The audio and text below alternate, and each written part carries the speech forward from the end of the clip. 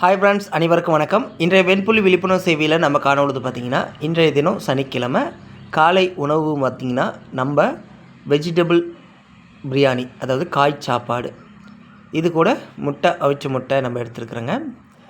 நம்ம போல் சரும பாதிப்பாளர்கள் முட்டை சாப்பிட்லாமா அப்படின்னு பார்த்திங்கன்னா, குழந்தைங்க தவிர்க்க வேண்டாம்.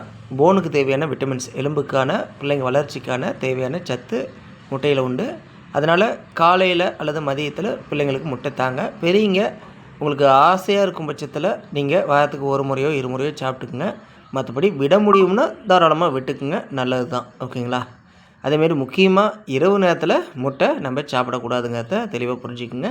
காலை அல்லது மதியம், குறிப்பாக நாட்டுக்கோழி முட்டை கிடைச்சா பெஸ்ட்டு. அது இல்லாத பட்சத்தில் ஓகே, நம்ம பண்ணக்கோழி முட்டை நீங்கள் எடுத்துக்கோங்க.